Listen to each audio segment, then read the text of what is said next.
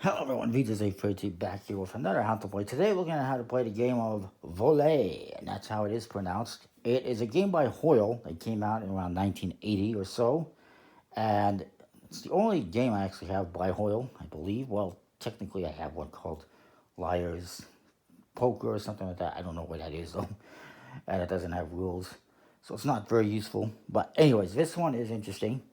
It's a combination of rummy and euchre, so set collecting and trick taking.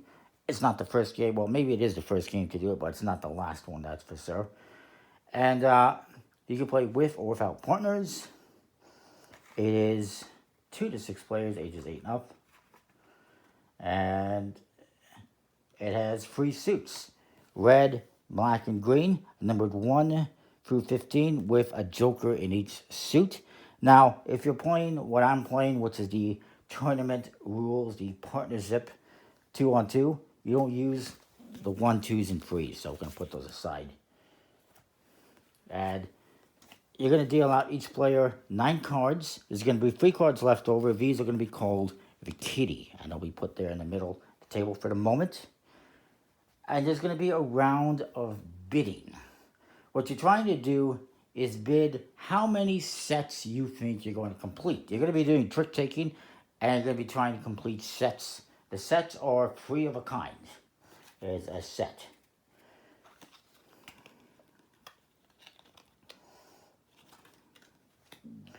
So I'm going to look at my cards, and you should set them up by suit. And I have some pretty good cards. So I'm going to say, let's just say I say 3 sets. The next player has to say more than that, or they have to pass. I believe even after you've passed, you can get back into it, but they're going to say, let's just say they say 4 sets, because they got some higher cards. And it comes to this player. Look at the hands, they got a bunch of 6s. They got some high cards. So maybe they say they're going to win, they think they're going to win 4 sets. And then it comes to the next player. And looking at his cards here. He says he's going to win 5 sets. Let's say he says he's going to win 5 sets. And it comes back to me. And, I pass, and maybe everyone else passes. So 5 sets is the high one. As I mentioned, it also comes with a score pad. So whoever made the highest bid, he said 5 sets is what he's going to win. They basically take control. Now it says if you're new to the game, you're going to find a bid of 3 or 4. It's going to be challenging, but experienced players will often bid higher. And if you have many high cards, you probably want to bid more than 4 sets. Now you can also bid the Vole, the name of the game. The Vole is when you think you're going to win, you and your partner are going to win every trick, which means you would be able to win every set. Vole is bidding that you're going to have every set between you and your partner. Nobody bid that, we'll just skip that. So whoever is the high bidder, they win the kitty. They're going to get these cards. So this guy is the high bidder. He gets these 3 cards. He's going to add them to his hand. Ooh, a joker. And you don't know what's going to be there. There's a black 4, and there's a black 15. Now, he has to get rid of 3 cards from his hand, so maybe he gets rid of a 4 and a 7 in black. And 1 more card. Let's just say green 7. Although that might be a mistake. Getting rid of all those 7s. Whatever. Wild cards can be used as any number, obviously. So I'll get rid of these 3 cards. So again, everyone gets dealt 9 cards. Everyone makes a bid on how many sets of 3 they think they're going to be able to complete by winning tricks. If you think you're going to be able to win all the tricks between you and your partner, you say Vole, that's the highest bid. And you're assuming you're going to basically shoot the moon and win all the tricks and complete all the sets of 3. Eventually, whoever places the highest bid, this guy bid 5 sets, they get to take the 3 cards out of the kitty, the 3 leftover cards. They get to add them to their hand and discard 3 random cards. Well, not random, 3 cards they don't want. And then we proceed.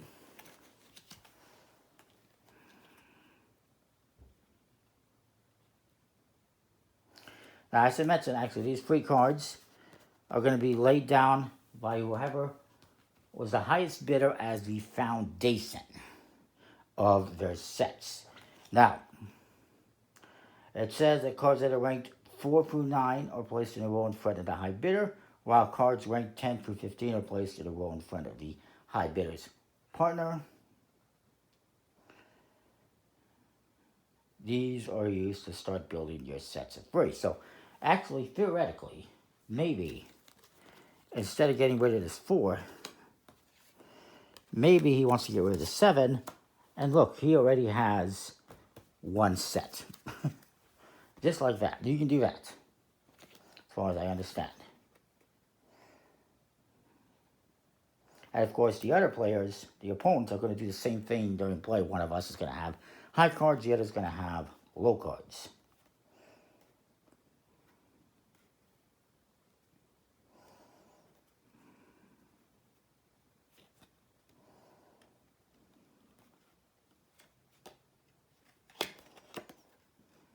Now, the high bidder is also going to name which suit he wants to be trump, which is going to be the strongest suit. Trumps will always win a trick, or the highest trump at least will win a trick when played.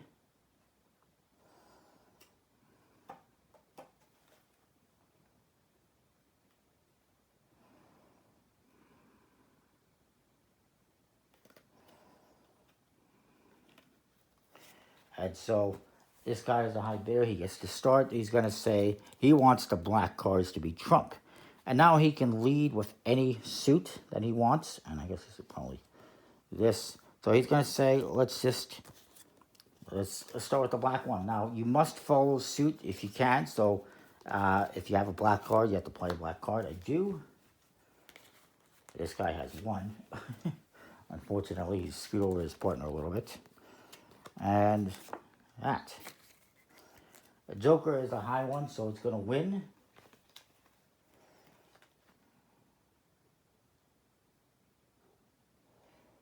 And they're going to collect the cards. And whenever he gets the low ones, he's going to set these up here, 5, 6, 7, 8. And maybe he wants this to be a 6. Now, you cannot move this Joker anywhere else after the fact. But you can add more cards in it. So if he has 4 6s there, that's absolutely fine. So he's going to lead the next hand. Maybe he says, let's just continue with blacks. And unfortunately, this guy doesn't have any blacks, so he's going to play a card. Actually, he's going to play a 5 because that helps them with the set that they're collecting. And then this guy is going to play a black card because he has no choice. And they win that. So they're going to collect the cards. The higher cards are going to go to his partner over here.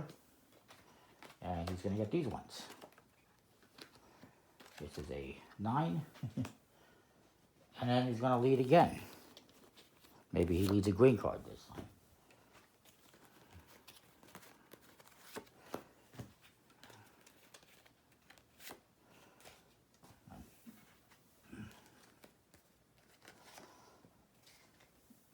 And they win that one. So they're going to collect these cards. Maybe they want to make this an 11. They're going to play a 4 over here. They got an 8. And they got a 6. So now they have 2 sets. And they're going to keep going around the table doing this. And then hopefully me and my partner are going to win some tricks and collect some cards. And then we get into scoring at the end of the game. Once we've played out all the cards, there's going to be some scoring. And I'll tell you what that is. So,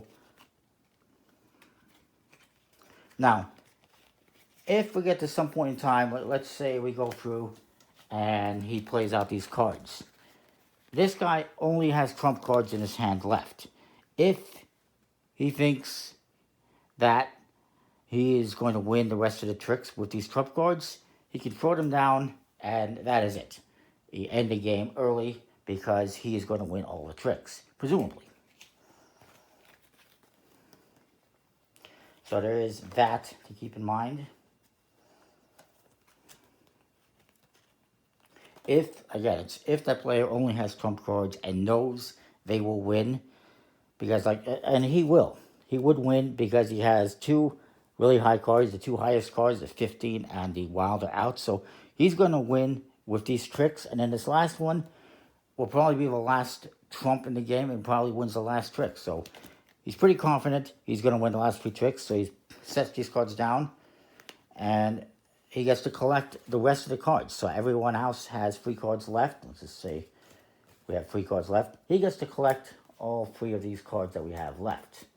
And they get to add to the sets. And, presumably we're going to have some cards out in front of us like this. I'll just set this up a little bit here.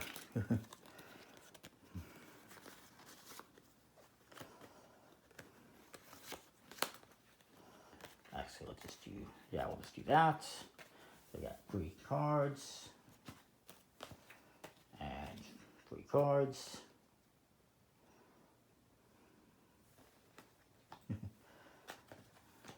So let's just say it ends like that. And he's going to win these last cards. And they get to put them in their sets.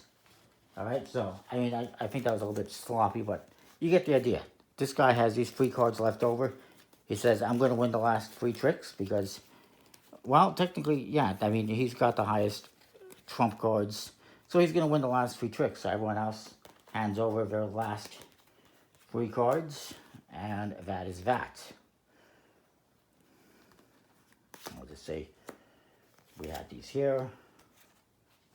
Me and my partner did not do so good. We didn't complete a single set, but that's okay. The onus was not on us. If you have the high bid, you must try to complete the sets that you bid. So these guys bid 5 sets. Let's see if they did that. Let's just say they put this one here. Put this one here. Oops.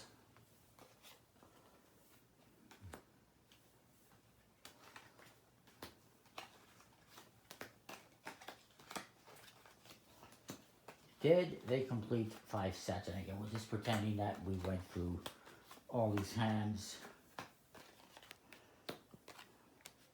They got 1, 2, 3 complete sets. They did not complete 5 sets. Unless I'm mistaken.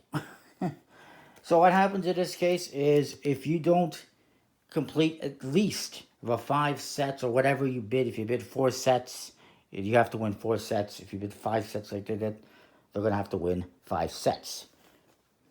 If you don't win the sets... Where was I before the phone interrupted me? I apologize about that interruption. So again, it's a trick-taking game. You must follow suit if you can. If you can't, you can play something else. And you can lead with any suit at any time. Wild cards at high cards. You're not using the 1, 2s, or 3s for 4-player games.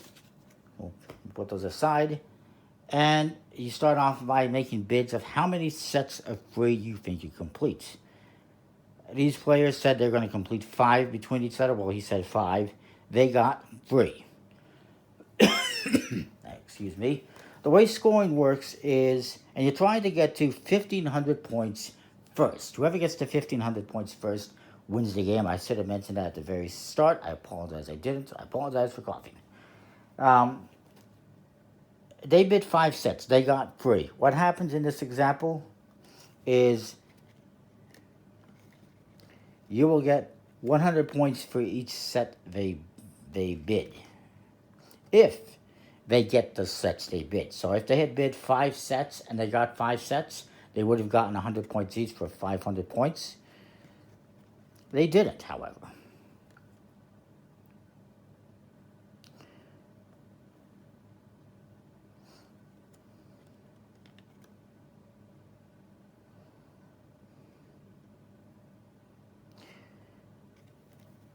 If you fail to make enough sets to meet your bid, you're going to subtract 400 points from the score. They don't have any score currently, so they're going to be at 0. I don't think you go to negative, so they don't get any points. But if they had, let's say, 700 points, and they bid 5 sets, and they did not get 5 sets, they're going to lose, in this case, 300 points, I believe. No, they would lose the 500 points. So let's say they bid 5 sets, and they didn't get 5 sets. But let's say they had 1,000 points. They had 1,000 points already. They bid 5 sets. They didn't get 5 sets. They're going to lose 100 points per set that they bid. That's 500 points, so they'd be down back to 500. If they had hit 5 sets or more, they would get the 500 points. So they bid 5 sets. Let's say they get 5 sets, 500 points added to the score. Hopefully that makes sense. So this is why you may not want to bid so high.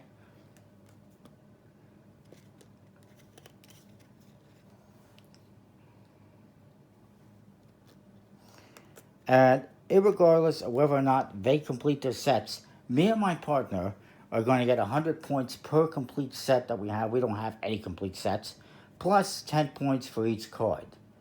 So we have 10, 20, 30, 40, 50, 60, 70, 80, 90, 100, 20 points. So we get 120 points. So that is the scoring. Hopefully that makes sense. The opposing side gets 100 points per set, no matter what the other team does, and 10 points for each of the other cards in their foundation. So if I had, let's just say we had this year and this year, we'd get 100, 200, 10, 20, 30, 40, 50, 60, 70, 80. We'd get 280 points. So you get 100 per set that's complete, plus 10 points for each other card in our foundations. The opponents, they lose points if they don't complete the 5 sets or whatever sets they bid. If they do, they get those points.